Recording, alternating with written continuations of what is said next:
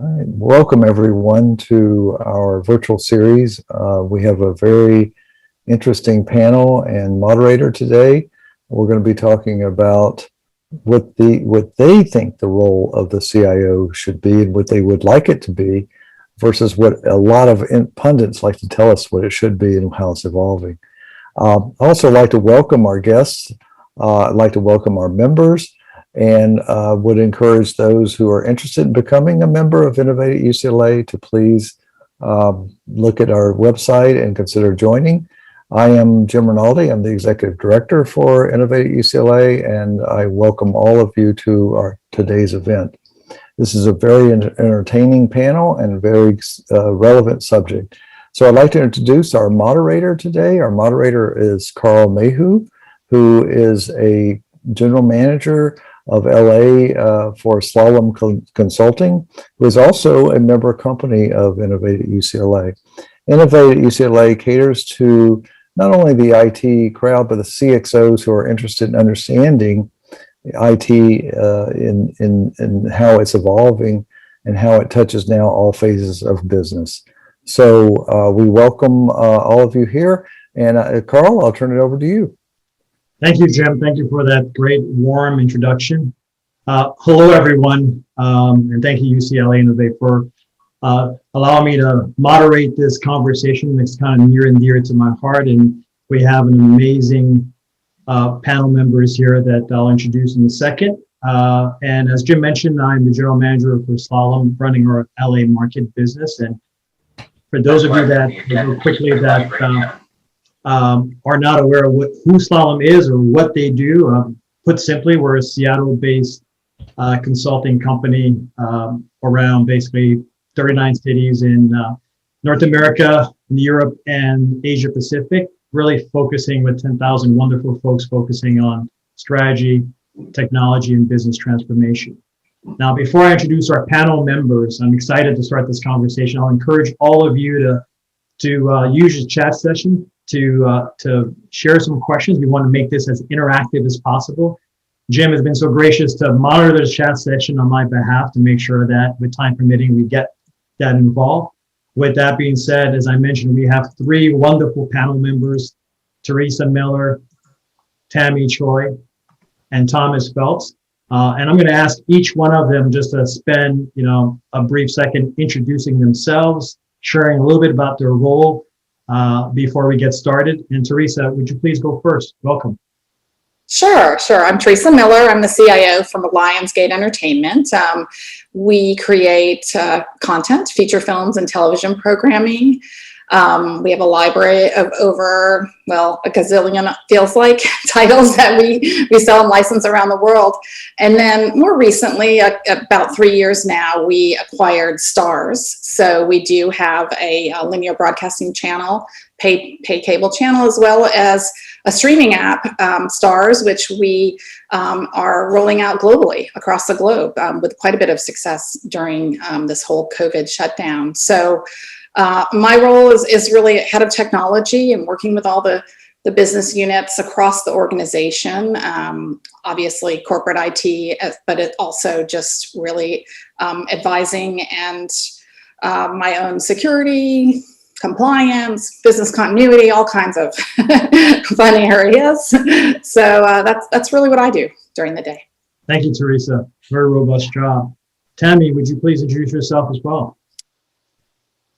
Absolutely. And thank you, everyone, for joining us today. My name is Tammy Choi. I'm a Vice President and the Chief Information Officer at the Aerospace Corporation. And usually the first question I get when I say the Aerospace Corporation is, which aerospace company is that? And truly, our name is the Aerospace Corporation. Our logo, and I don't know if you can see it, looks exactly like the Avengers logo, but I will tell you that we had ours many years before the Avengers were part of the movie scenario. We are what is known as a federally funded research and development center. That's a lot of big fancy words for We're basically a government-sponsored think tank. We're not government itself. We have a contract with the government, but our job is to work closely with our customers, which in this case happens to be the DoD and the intelligence community organizations, and we serve as their advisors and consultants on all things related to national security space. So when you want to talk about anything space, that would be our team. So just to give you a feel, my role is the CIO, but I also own all of the security and safety elements of the company as well. So all of COVID and those responses and all of the safety in our many laboratories nationwide report to me. We have about 4,200 people all over the US, and the vast majority of them, 80+%, have degrees in STEM. And of that 80%, a good quarter plus of them are PhDs. So we're very similar to JPL in the makeup of our staff, and well over half have advanced degrees. So again, what I like to say, and I see my friend Joel Jacobs on here, Jim Rinaldi is here. I know Randy would also feel the same, but I say my title is CIO, but there's actually another 4,000 CIOs that work at our company because every one of them is an expert on IT.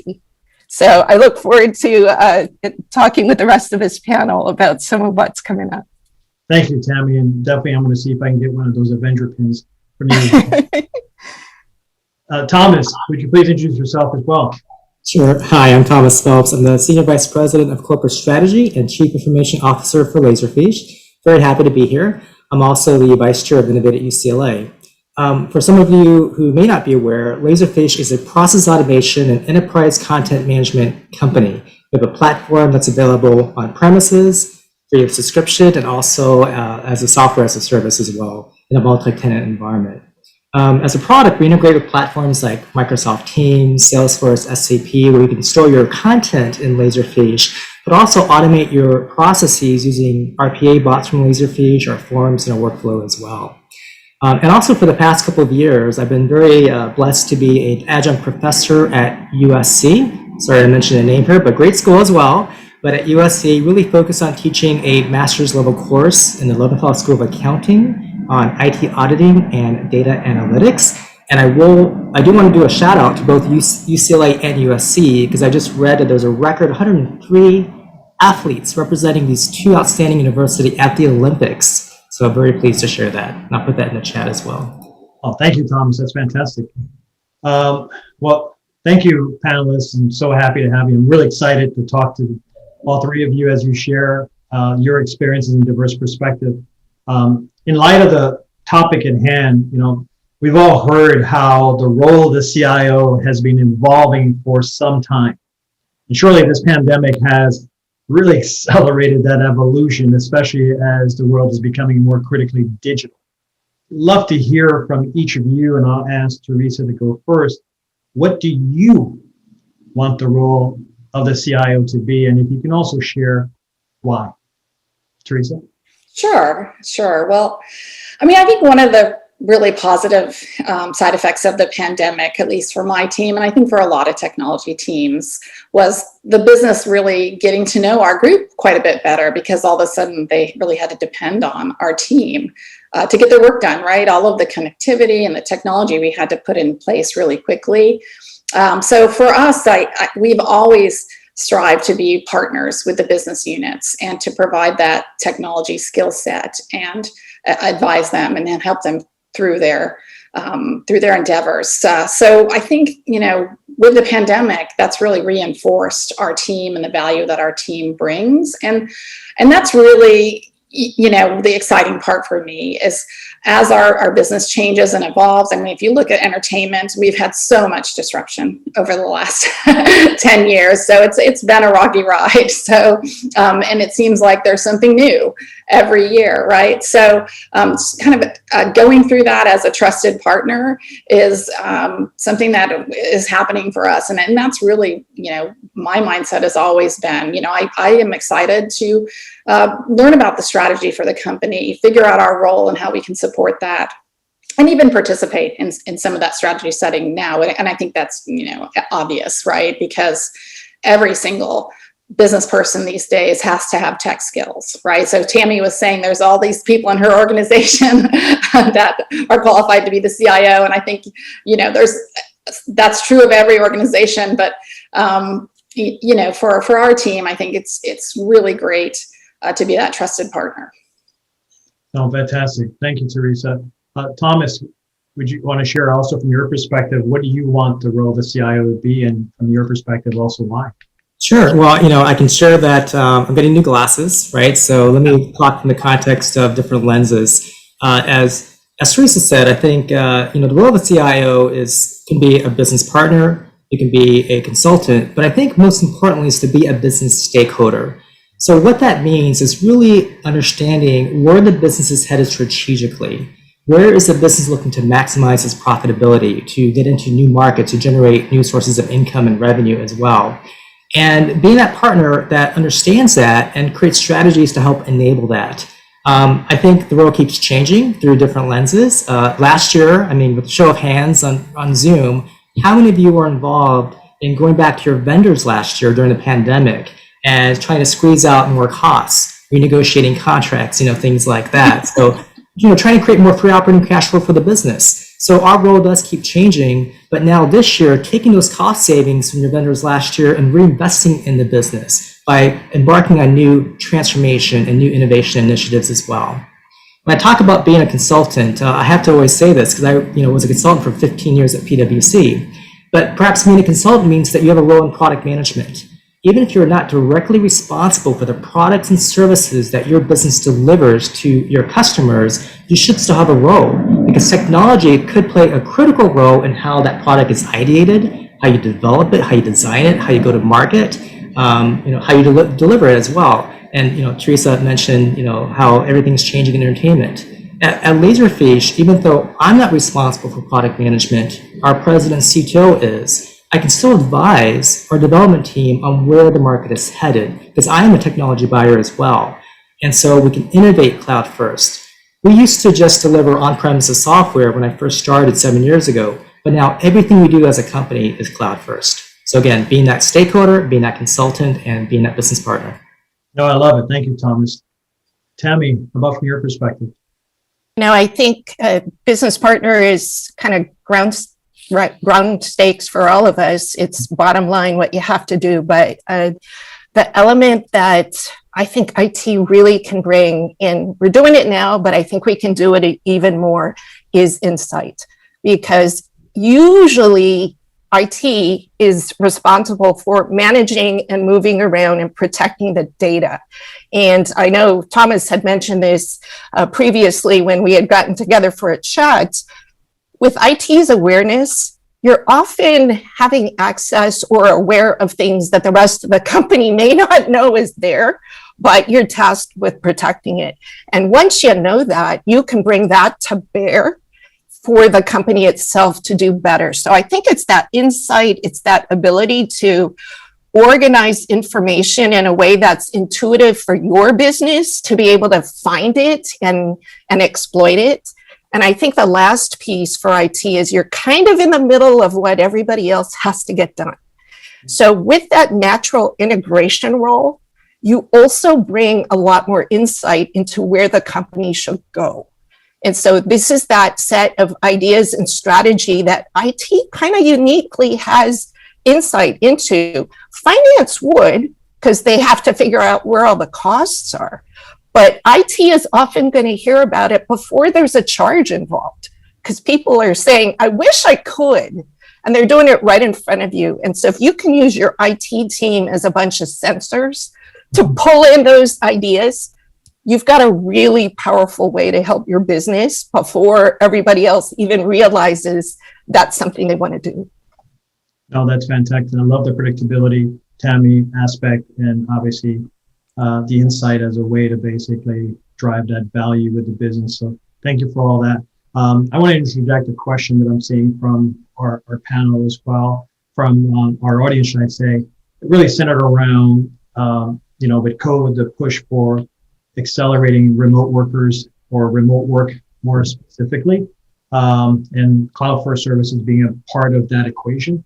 From each of you and your perspectives, obviously different perspective, different diverse perspective in the businesses and the organizations you represent. Any thoughts on how you've been able to navigate that in each of your organizations? I'm not sure, Tammy, you want to go first? Sure. I think there were a couple of things that COVID really brought out front for us. And Theresa mentioned credibility, right? And that's a big one. I think most IT organizations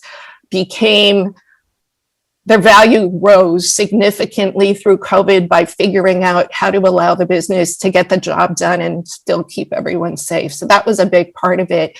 But I think for my team, we had started our transformation to Agile a few years ago. And just that mindset. So again, not only the methods using Agile for software and infrastructure development, but the fact that the teams realized this is going to be a shifting scenario. They were kind of already aligned to go in that direction. And so as COVID was changing the face of how we worked, just having used Agile made IT more adaptive to how things would go. And that was something the rest of the business said, there's something there that the rest of us have to figure out. I think that was one thing. The second was the tolerance for more risk taking to get services out faster became much more, the business itself became accepting of that because they realized we had to change quickly. And normally at our company, if I roll anything out and there's even a little thing wrong, I will get blasted for it. And I can tell you through COVID, the question was, we want to be able to do X, Y, and Z. Is there any way you can speed this up? And my response was, I can do that way faster.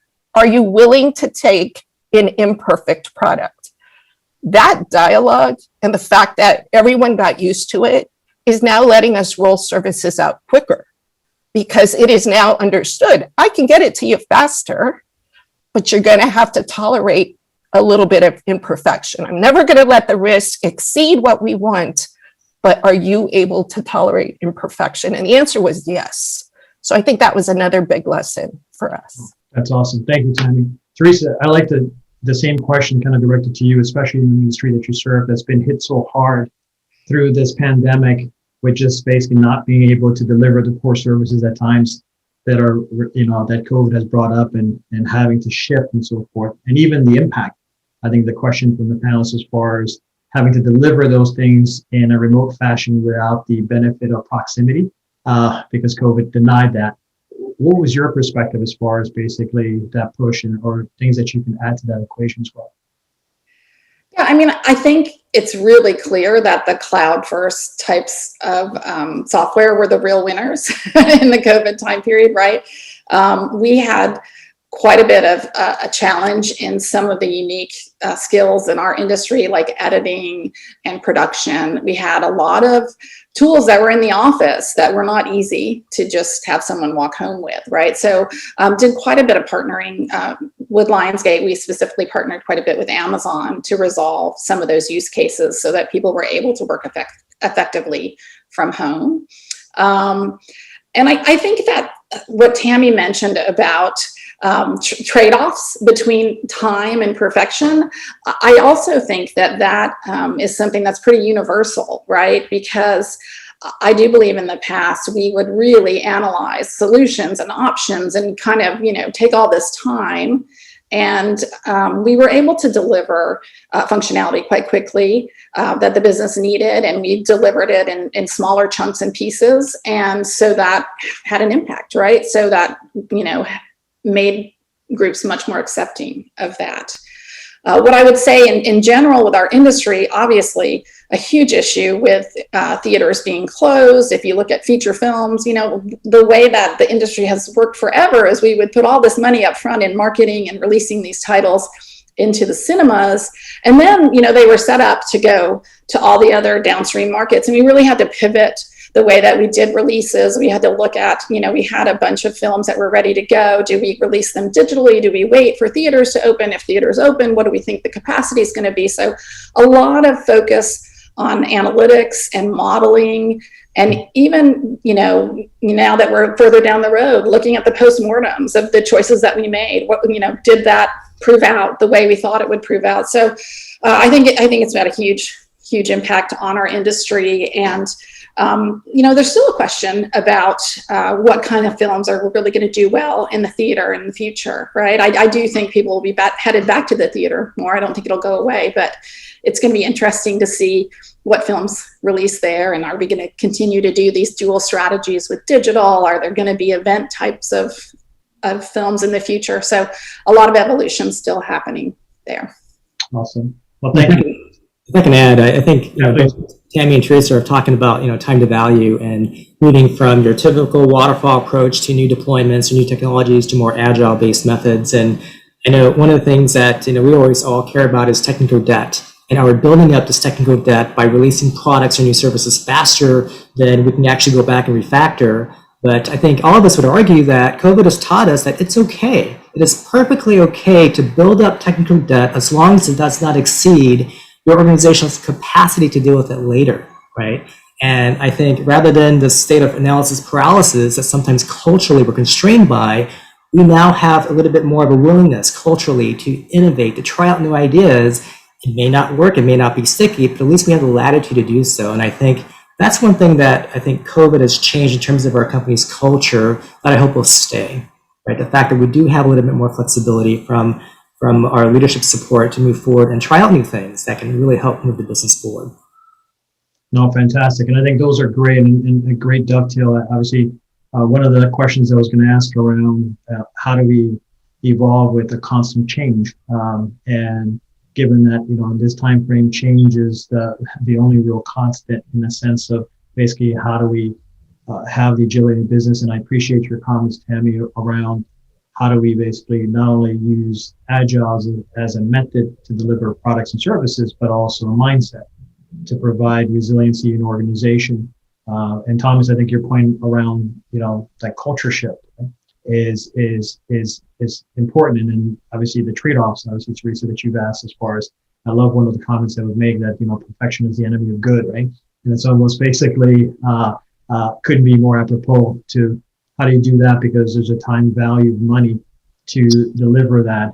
And at times perfection could be great, but you missed a window necessary to meet the business's objectives as well. One of the questions that was asked, if I can just digress for a second, was really around an interest of whether or not each of you are involved. And I know you mentioned, Thomas, in your introduction, and the dual role you play between corporate strategy and CIO, heavily involved in services of your organization, and how the teams have changed in more of a product centric mindset. Interested in for you, Tammy, and for you, Theresa, have you seen that shift as well in each of your organizations, and basically whether or not you're involved in the products and services, and how does that shift culturally, maybe even your organizations and IT as well? I can go ahead and start. The IT team has always, given that our product is advice to, again, our customers, IT has always been front and center because all of the computation we do is centered in IT. We're the ones that run it. And so when it comes to strategy, we've always been really well integrated with the rest of the business. We have to be, because we are, and I think everyone would concur here, we're such a big cost point in the organizations we work because of the nature of the business. And so given that we already own so much of the spend, part of this was strategically making sure we're always aligned with the business. So I think the alignment is good, but again, the big win is coming in IT's ability to hear and touch and work with everyone all the time and pull in nuggets that sometimes other teams may not themselves realize. There's a partner sitting on the other side of the company that's looking for that same thing.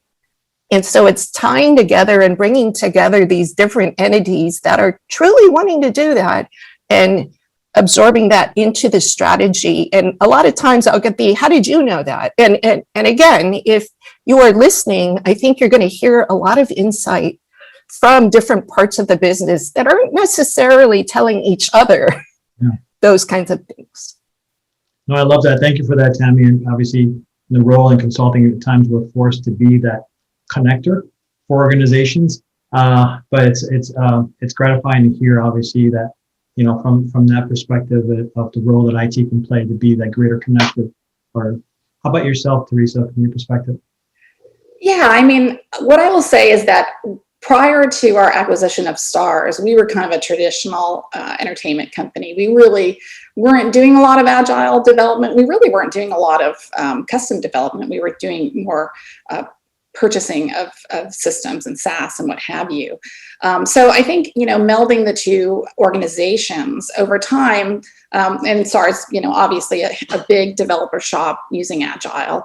And I think that we've seen a lot on the Lionsgate side, we've seen a lot of the benefits of Agile. And even our motion picture group is going through a process right now of trying to adopt Agile principles. So I think that influence is happening on the organization.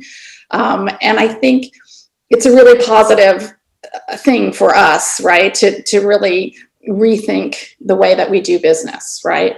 So our team, I think like Tammy's team, we're really used to change. It's one of the things, we're always evolving. Technology is always changing. So I think we're the ideal partners for that.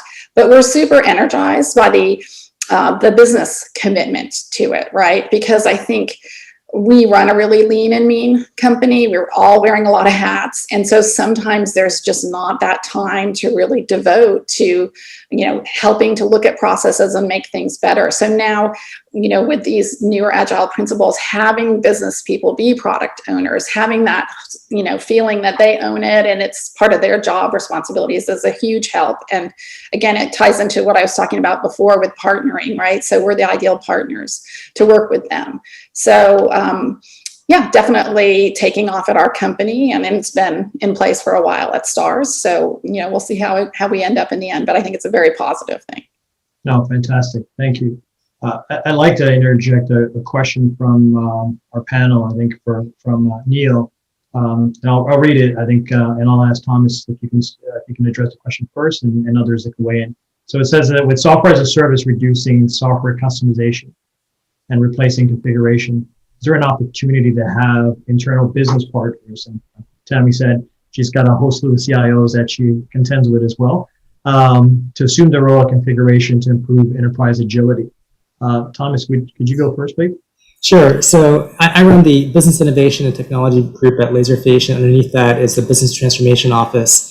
We intentionally partner with different parts of the business where we help enable them to actually configure their own platforms. So IT still gets involved in negotiating vendor agreements, making sure that there's the right data privacy, security, compliance requirements and contracts, and also negotiating the spend. Because one issue with SaaS and one fallacy is that everyone thinks, especially with some of your business partners in finance, for example, may think that SaaS platforms actually cost less.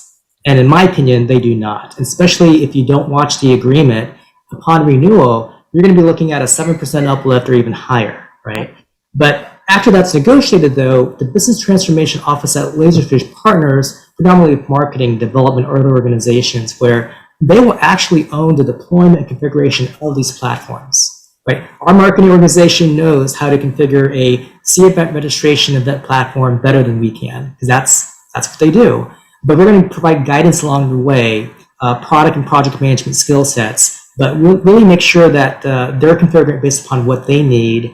And we also work with them to make sure they get access to training resources. And I think it's a win-win because we're not going to slow them down. They're going to push forward, but at least we're going to have the right governance around these projects and initiatives to make sure that the outcome will be achieved and it's a very successful project. And also, it's IT, by the way, too. Yeah. Tammy, you're going to weigh in as well? Yeah, I was going to say, I'd like to add to that because I agree. It does empower the business partners, the thing I would caution, and this is kind of where the 4,000 CIOs come in, the difference is often these teams don't understand enterprise scale and how to make a product like a SaaS product available to everyone in a consistently reliable way. Because the second the vendor rolls out an update and then the whole team says, what happened? And you know, whose fault is it? IT, right? It's not the business partner that rolled it out. So part of what we're doing, just like Thomas said, is not only educating them, but I think we're also being really careful to teach them about change in configuration management, which often is not something they even think about. Because it's, woohoo, brand new product, I'll configure it, roll it out, done. And the answer is, you're not done, you're just starting. So everything Thomas said, but that little element more. And what we've seen is often they'll reach right back to IT and say, hey, this was not quite what we thought it was. Can we partner on this? And we're happy to do that. But again, it's keeping that in mind as part of the cost model. No, that's fantastic. Theresa? Yeah, I mean, I would just add, because I agree both with Thomas and Tammy, what we've seen historically is that someone that's a super, great person ends up leaving the organization. And then everybody, puts their hands up in the air and they're like, who can help us with that? So we end up owning those products in the long term. So what we've tried to do, and I think we've been pretty successful with, is having IT involved up front in the selection process and vetting and making sure that these tools are scalable and secure. And then we have a person on the team that at least has a baseline of knowledge about the product, so that we can offer that support. And hopefully it's just, day-to-day maintenance kind of support in the short term. But if something happens and someone leaves, and, we can take over and support those applications. But that's the other thing. Sometimes the desire for the product leaves with the person. So. If I can add to both points made by Theresa and Tammy, this is why within the Business Transformation Office, we have a designated product manager. These product managers are responsible for these platforms that the business configures and deploys, but they're involved in the full life cycle. These product managers are responsible to make sure there's knowledge capture, there's training guides, things like that. There's good documentation. And if I can add, talking about business partnerships, this is where it's so critical when you deploy a new platform, whether it's done by the business or done by IT, where you engage the learning and development organization.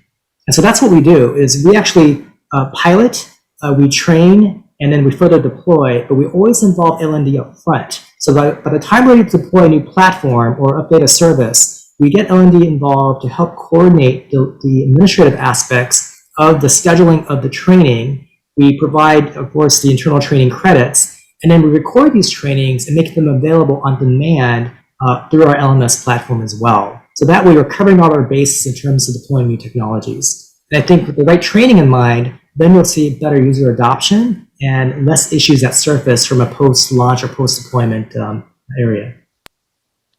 No, that's fantastic. Thank you.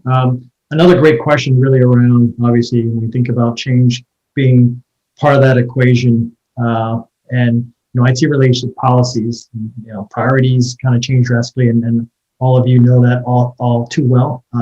Fluid is the normal state of the equation, but even workflows and so forth, and even tolerance and grading staff. But the question was really what policy priorities through this time that we've been changed that you want to stay changed, becoming the new normal, if you will. Right? I know that term has been heavily overused and abused, but that becomes now the new baseline as we run our individual prospective operations. So one of ours, I know that I'm hoping will remain there forever, is the flexibility. We added on purpose to give everyone maximum flexibility on how they charge time and letting it flow between multiple pay periods, because we knew that there were parents at home and they could deliver perhaps more on a week that they had help in the house, and then the next week it wasn't going to happen. And up till now, we hadn't had that flexibility. And so we allowed and put policies in place that let that time, you're doing the work, So it's not that you're not doing the work, but we're going to let you be more flexible about that. I know that was one of the really big ones that ended up being a huge win.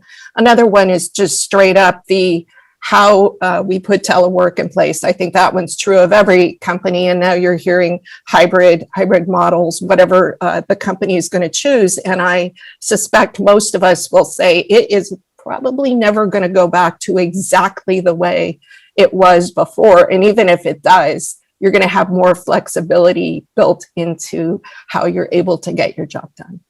No, thank you for that. Especially, I think, for all of us across the board, I call this time the great migration, coming out of basically so forth. And we're seeing, how tough it is also to retain good talent across the organization or even attract them. And I appreciate your comments, Tammy, on flexibility. I'm curious, Theresa and Thomas, how are you seeing in your organization? Is that something also that you've also kind of integrated as far as whether that's flexibilities or policies that have changed given the times that we're dealing with also, and still being able to meet the business demand? Yeah, I mean, we're much less formal than Tammy's shop in terms of tracking time, but we are, we're going through a lot of conversations right now at the executive management level about hybrid and the future of hybrid. And some people really love it, and some people want to go back to the way things that were before. And I think a lot of companies are going through that. I personally think we can't go back, right? I mean, we've had a year and a half, we're going to be 2 years of individuals with a ton of flexibility. And I don't think they're going to want to go back in the office and, do the 9 to 5, right? So my hope is that as an organization, we support our employees with that flexibility. We're trying to figure it out. There's a lot of studies, and we're trying to do hybrid in a more structured manner. So hopefully that will work for everyone, because particularly for, knowledge workers and technical people with skill sets that are in high demand, they are going to have less loyalty to the company and move to another organization to get that flexibility. I truly believe that. And I don't think working from home for a year and a half has helped us, right? Because people feel a little bit more disconnected. So, I think that's really what we're focused on, how to, get the company culture back, how to get that connection back, and get people that want to continue to work in the industry and work for our company. Versus, working for a company where maybe it's not as exciting as entertainment, but hey, they've got all this flexibility, right? So I think that's the challenge. Yeah, I agree. I think one of our challenges is that a lot of businesses are looking at, 3 and 2. You work remotely 3 days a week, you're in the office 2 days a week, or vice versa. And I don't think it's going to work, quite frankly. I think that for some industries, some companies that do that, you're still going to not address that one employee who doesn't need to be in the office or has a long commute.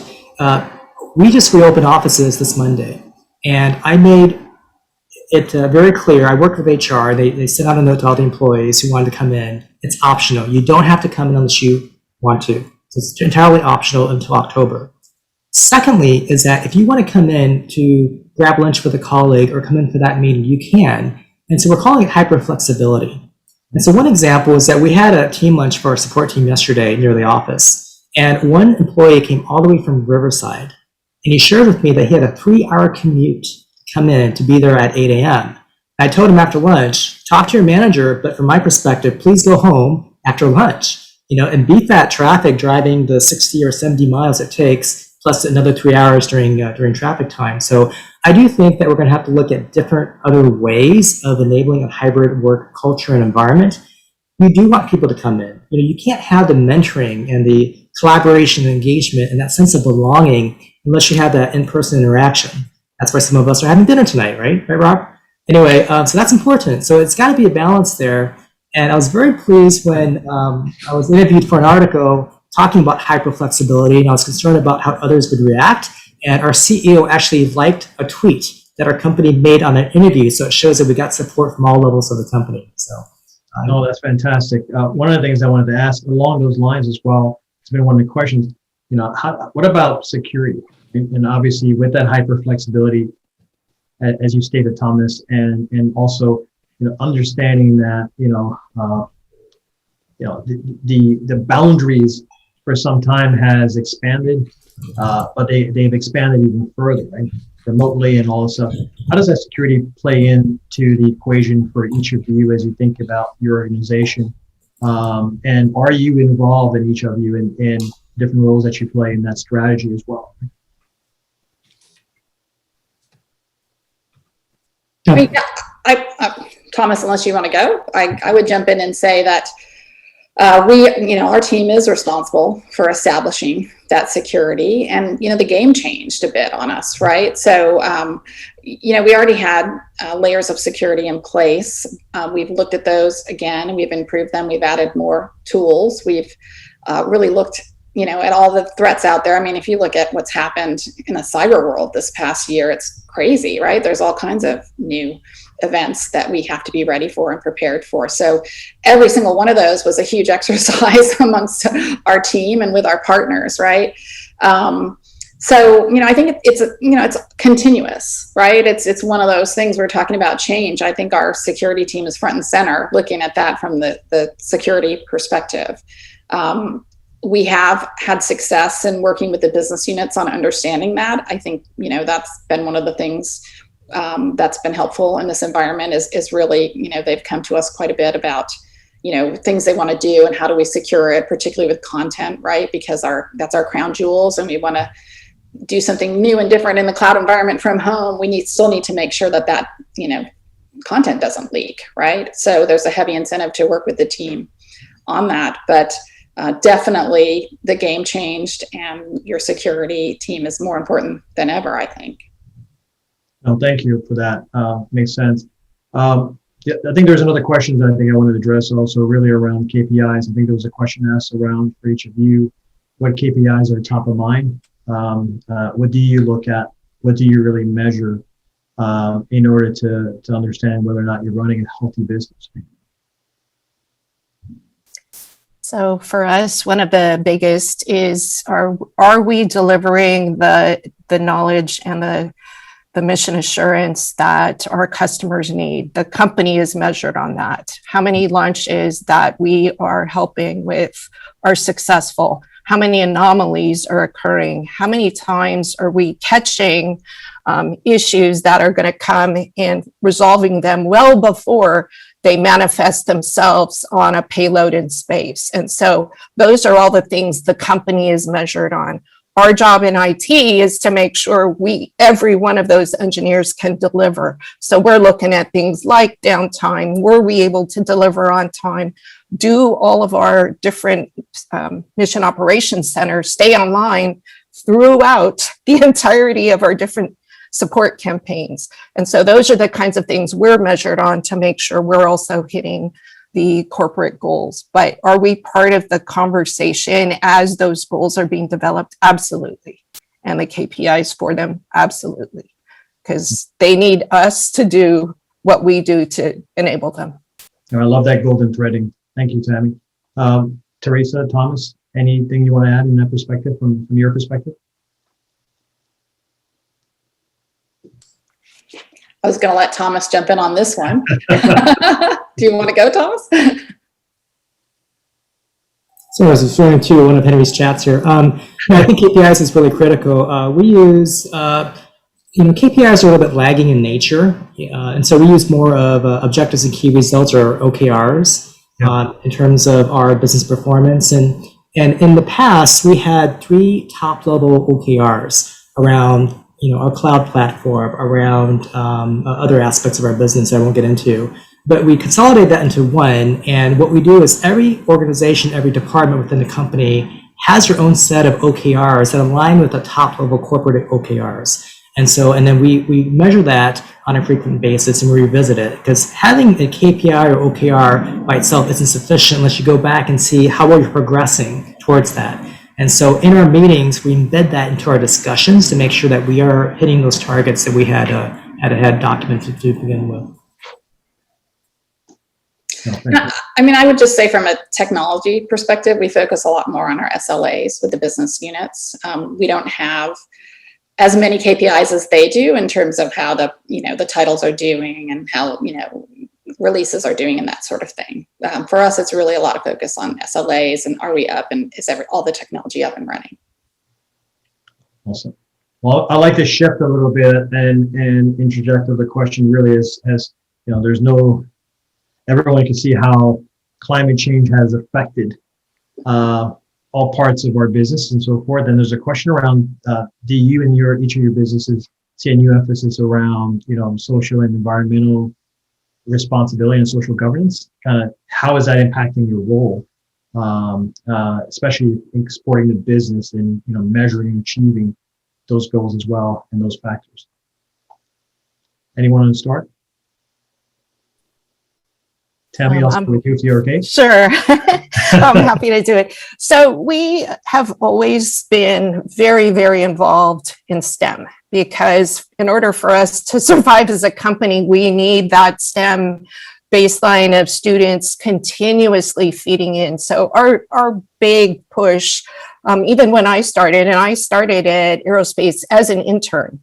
And in that, we are constantly bringing in interns as part of what we do, but we also, in all the communities we're in, are trying to encourage students to stay with STEM, and that we know it's hard, but stick with it because it is well worth it as a career in the long run. So our platform is a great one because it ties right into what we do, but we are trying to do that in every community where we sit. And we allow the local teams to decide the best way to engage. But in most cases, that is at the elementary, middle school, and then of course for internships at the college level. So we do push that pretty hard. Oh, thank you. Thomas or Theresa, anything to add? Yeah, if I can jump in, I'm so excited that Tammy's here because I'll put a link in the chat later, but there's a video where a scholar who was part of STEM Advantage really called out the Aerospace Corporation.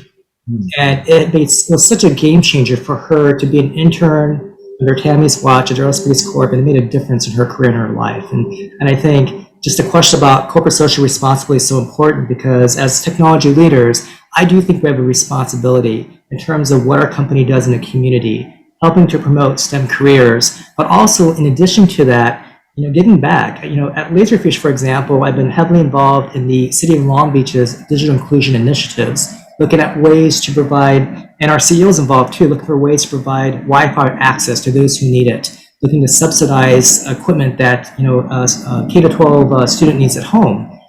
We intentionally, when we look at our refresh cycles for laptops and hardware, we intentionally look for ways to purchase high-performing equipment that has a longer life cycle so that we only may use it for 3 years, we purchase it outright, but then we can donate it in year 4, year 5, and it's still a great laptop to human IT. And they can take that and repurpose it and use it for whatever communities need it. So I do think that CSR is a very important part of what we need to be all looking out for as technology leaders.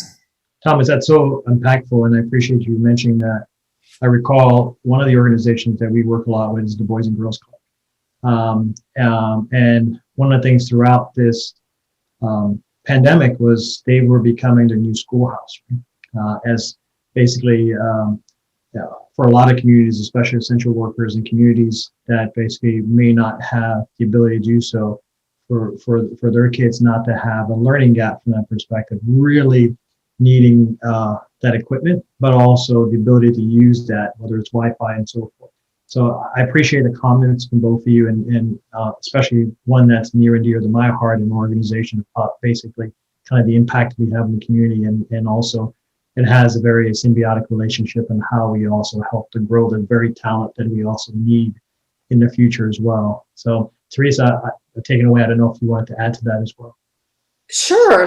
What I would say on a personal level, I'm on the board for Women in Technology Hollywood, which is an organization really focused on trying to create a community for women in the technology fields, and particularly within our industry and for companies in the LA area.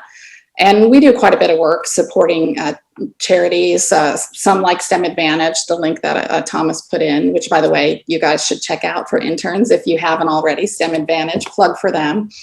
So that's on a personal level, but I would say on the company level, our industry and our company in particular has quite a bit of a focus on social justice and on the whole idea of trying to give women and people of color more of an opportunity, both in front of and behind the camera, and as well as within our organization and our executive ranks, right? So we have a whole program that we started this year called Take the Lead.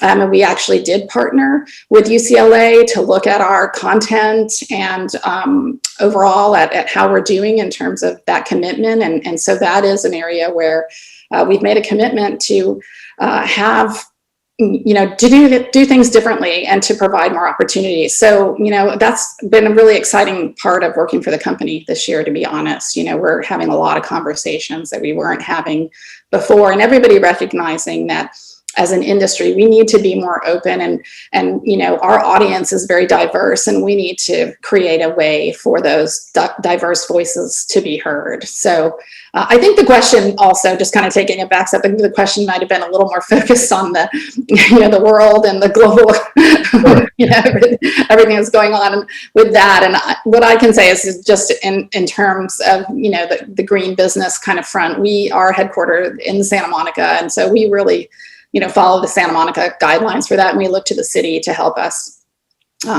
just kind of on the front of trying to do business in a way that is the most efficient and ecologically balanced as possible. So thank you, Theresa, and thank you for bringing that home as well to full circle.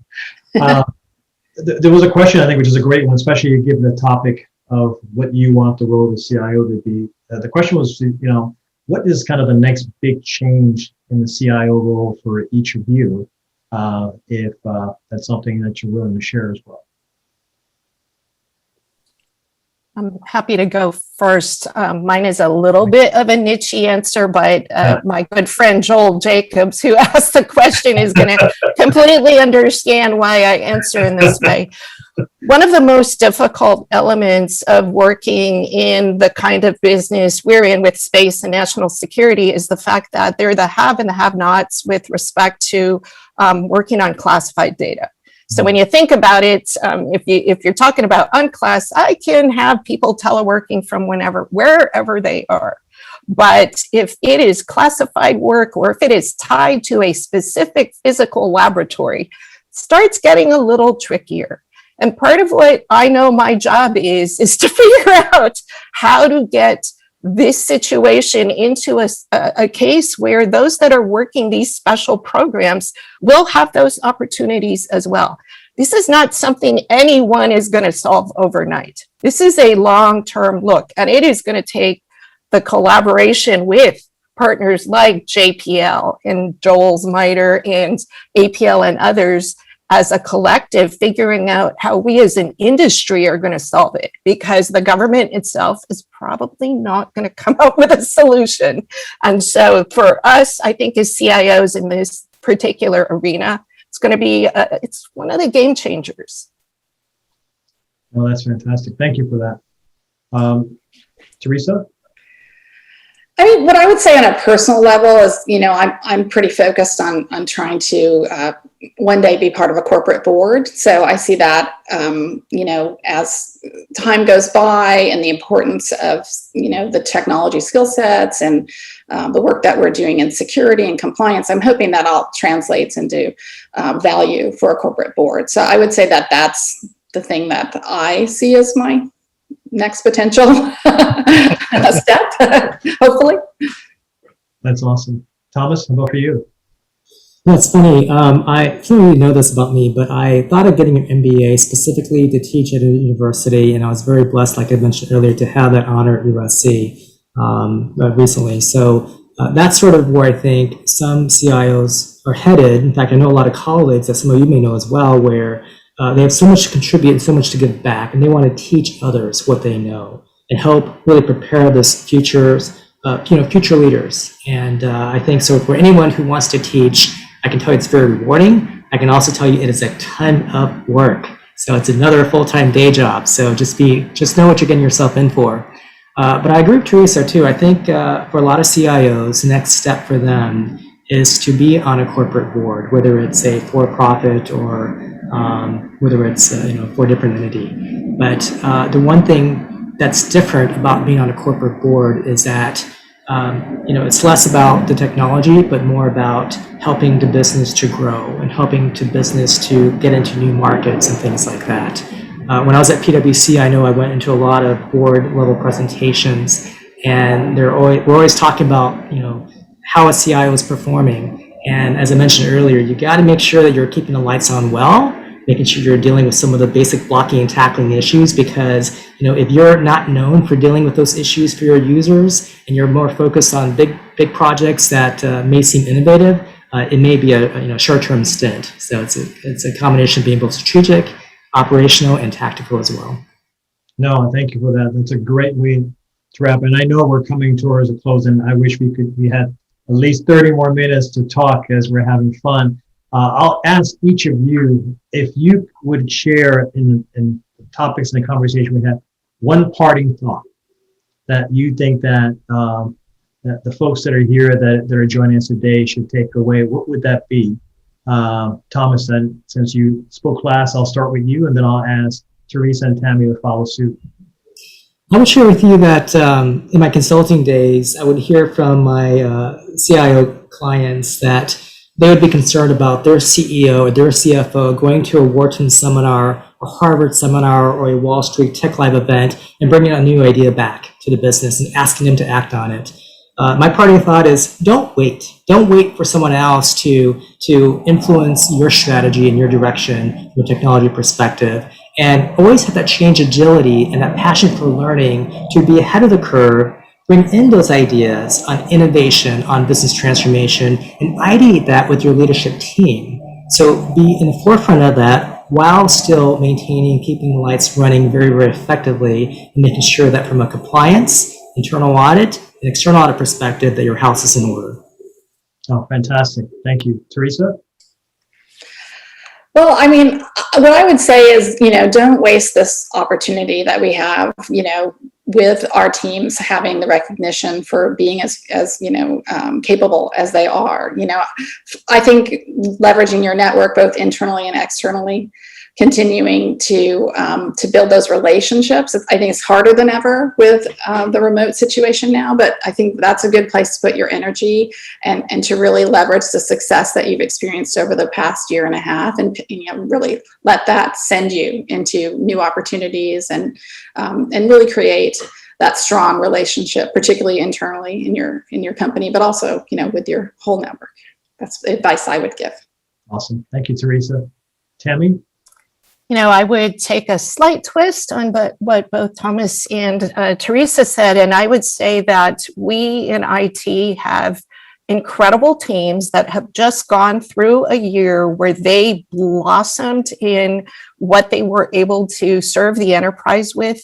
And this is the time to get them to think about all the different careers they could take by embedding in some of your different business units, or even using the knowledge they've gained to think about what that next step is. And I know that that's one of the discussions I have with my team all the time, which is, now that you have all this great insight, what's that next job and how can I help you figure out how to get there? And I think this is just kind of that optimal time for IT staff to really think about what they've learned and then go and find that next passion. And I know that's all CIOs go, oh my gosh, it's so hard to keep staff as it is. But I really think this is a case of sending them out is going to bring a lot of them back. And now is the time. The time is just perfect right now. So. Oh, fantastic. All fantastic nuggets. There's been so much, and I summarized 3 that I take away that all of you have shared as far as Agile as a mindset, not just as software as operating model, how to bring insights to the business as a way to get not only a seat at the table, but the right seat at the table, and serving as a connector, bringing your business together as you're helping also in that cultural change. Thank you, Thomas, Theresa, and Tammy for insight, and everyone else for joining. I hope you found this conversation to be really meaningful and useful. I will call to your attention of the upcoming events that UCLA Innovate has had, and I want to thank Jim and Rafi and the UCLA Innovate partners for allowing me to be here today and serving as your moderator. Thank you so much. It's a pleasure. Thank you.